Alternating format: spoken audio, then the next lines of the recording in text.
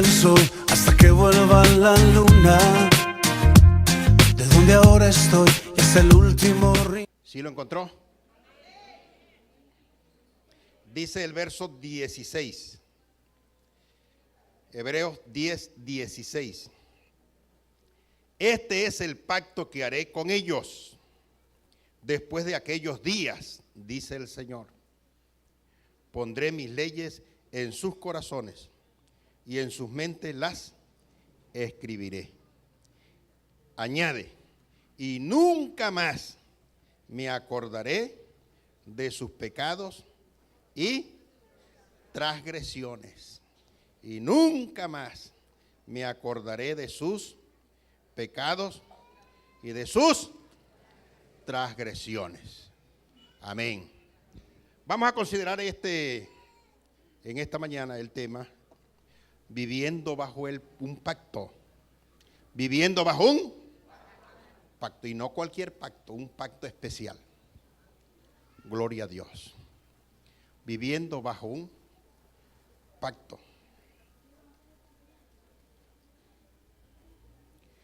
Dios, el Creador, el Dios eterno, ha determinado a través de toda la historia, desde la creación del hombre hasta nuestros días, de relacionarse con el hombre a través de pactos.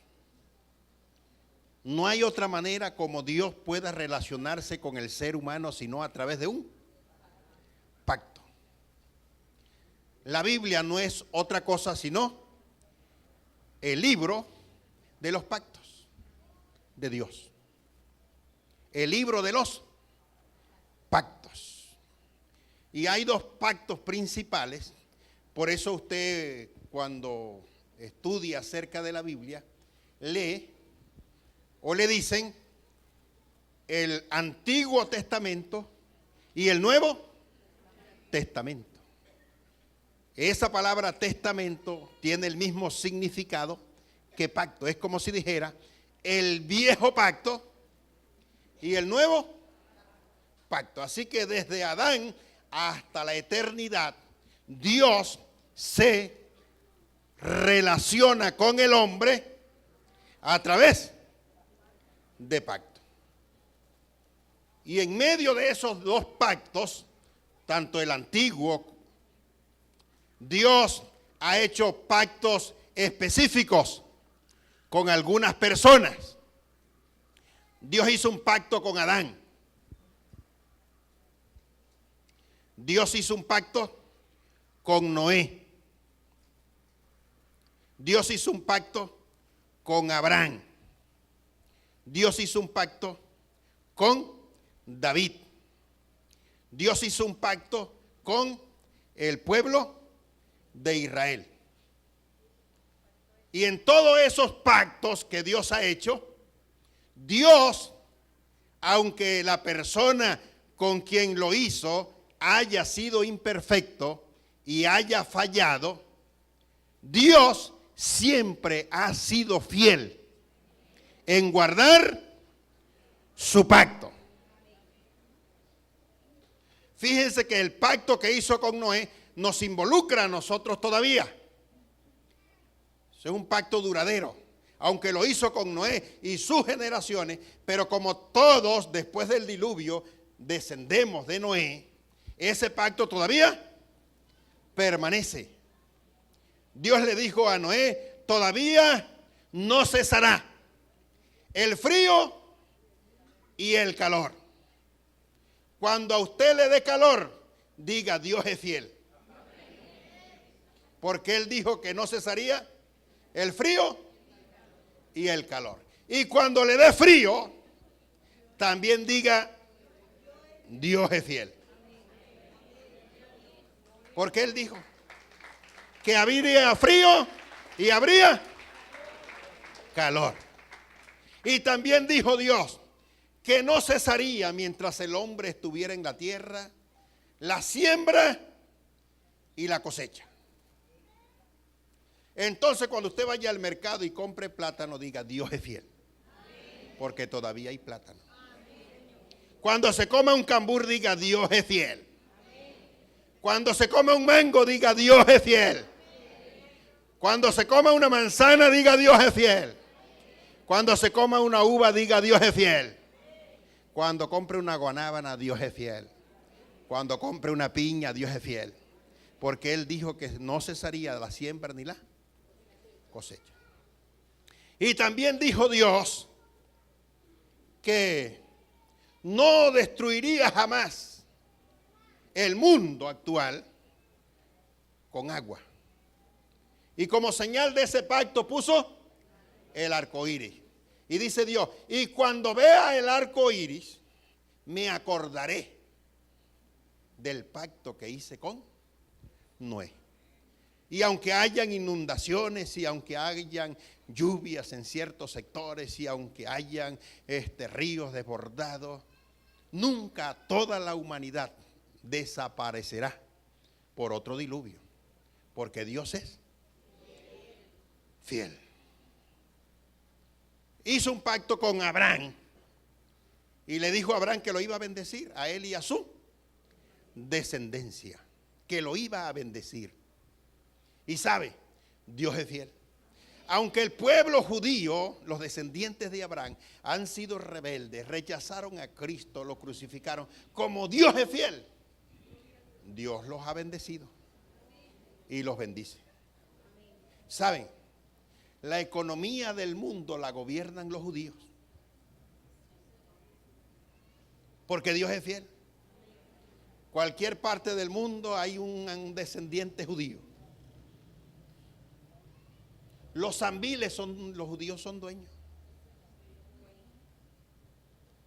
Porque Dios es fiel, Él dijo que los iba a bendecir. Aunque ellos se han portado mal. Pero como Dios es fiel, Dios los bendice. Y les dijo que le iba a dar una tierra y la demarcó el Señor cuál iban a ser las fronteras. Y ustedes saben que el pueblo de Israel estuvo peregrinando por el mundo durante más de 2000 años. Pero como Dios es fiel, dijo, no, esa tierra que yo le dije a Abraham va a ser de ustedes. Y por allá en el 48 ya ustedes saben que las naciones, ¿verdad?, unidas decretaron la existencia de la nación de Israel. Porque Dios es fiel. Y Jerusalén estaba en manos de los que no eran judíos y la capital de Israel era por allá Tel Aviv. Pero como Dios es fiel, Jerusalén tenía que ser la capital de Israel. Y por allá en el año 68, en la guerra de los 6 días, Israel recuperó a Jerusalén como su capital porque Dios es fiel.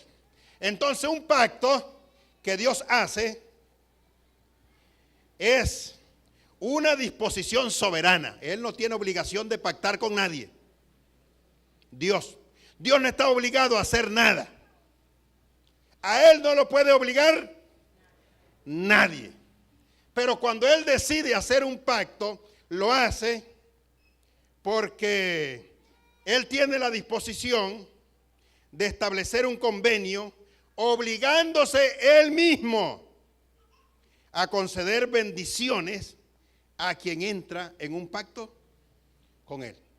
En otras palabras, Dios eterno, Dios que se basta a sí mismo, Dios que no tiene necesidad de usted, ni de mí, ni de nadie, porque cuando usted no existía, ni yo existía, ni existía ni siquiera el mundo, Dios estaba satisfecho. Él no se sentía solo. Él no se sentía estresado, desesperado. Yo no tengo con quién hablar. No tengo con quién tener problemas. No tengo en qué ocuparme. Voy a criar a María para que hable conmigo. Y voy a diseñar a Pedro para que me eche broma. No, Dios estaba satisfecho. Sin usted y sin mí. Y sin nadie. Porque Él es autosuficiente. No necesita de nada ni de nadie.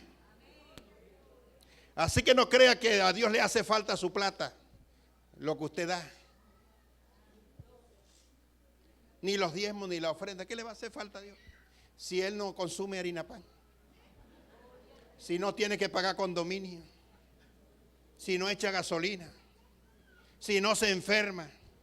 ¿Para qué Dios va a necesitar la plata? Si no necesita de nadie. Así que Dios no necesita de usted. Porque hay algunos que piensan que Dios tiene que andar tras de ellos rogándole, buscándolo. Pero Dios, que es bueno,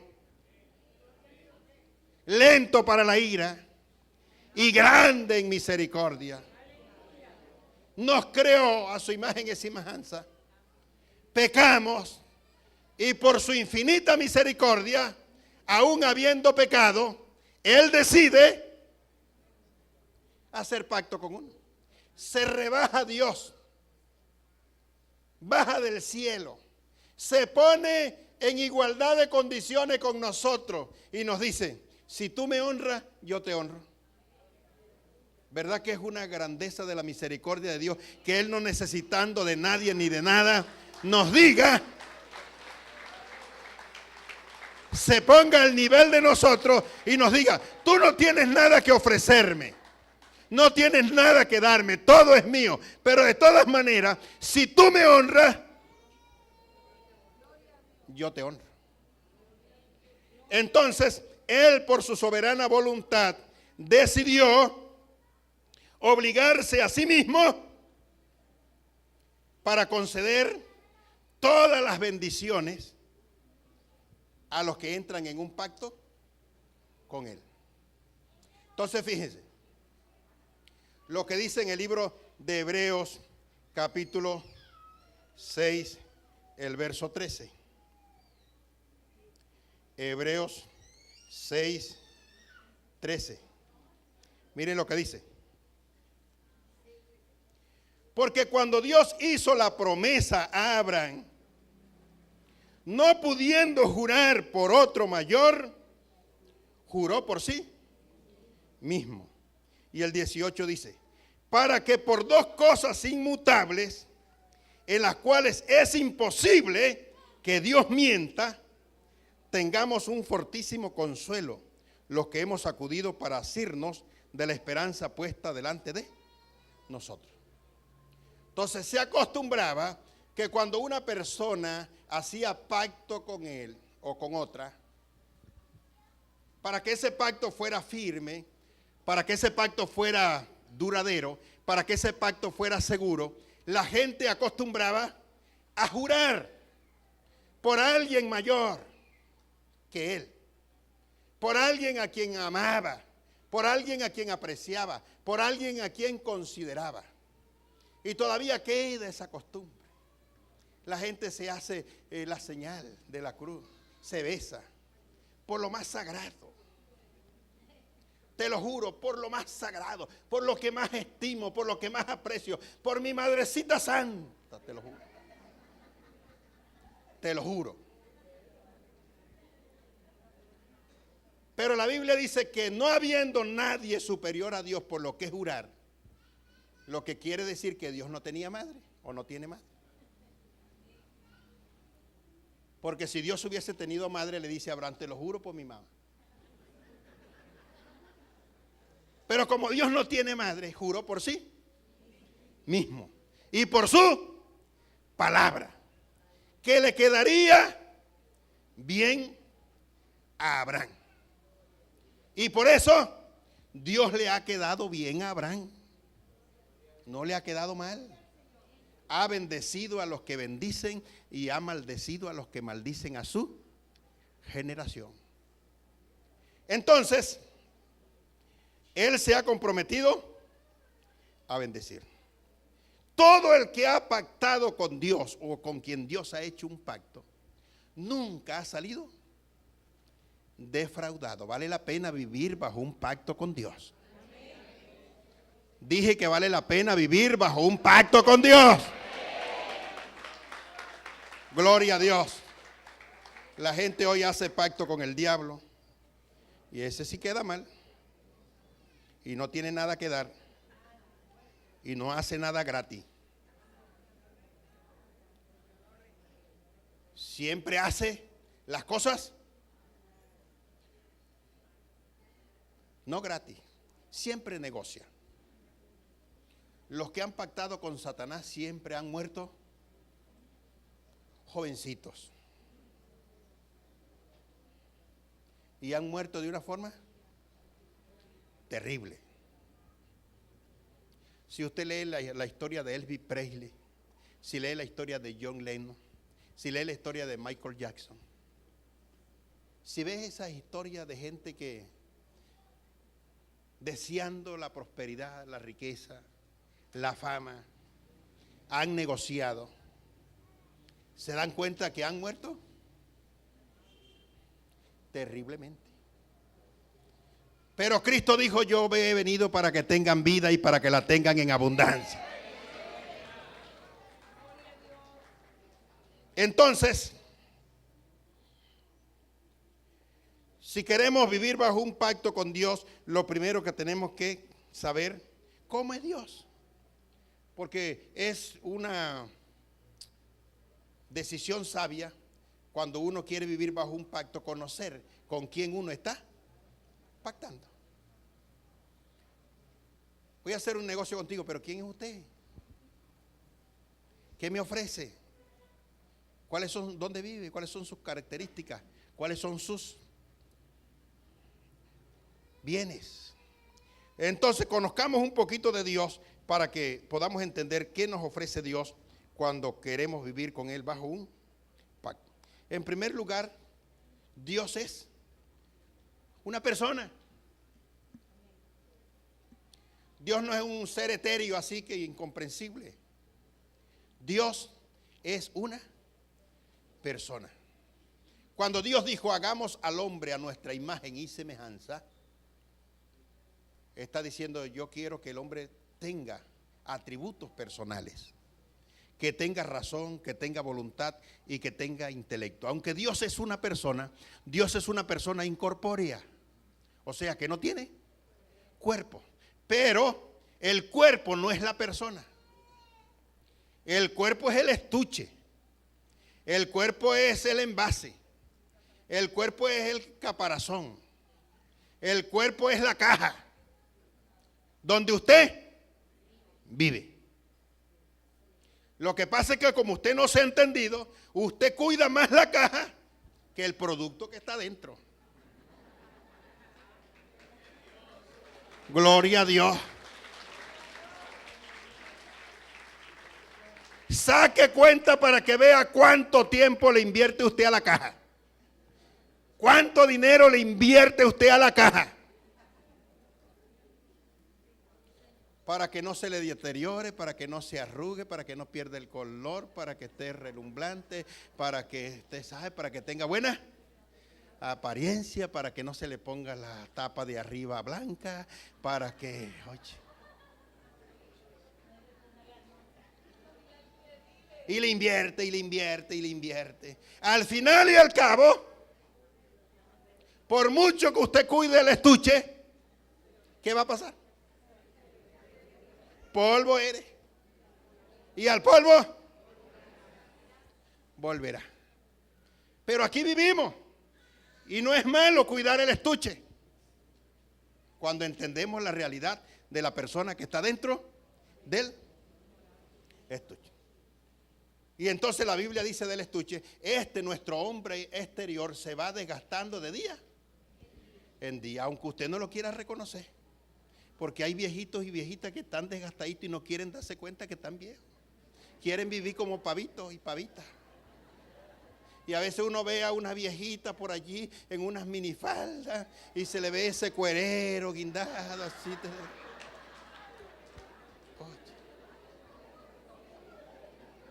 Con un cortecito de muchachita.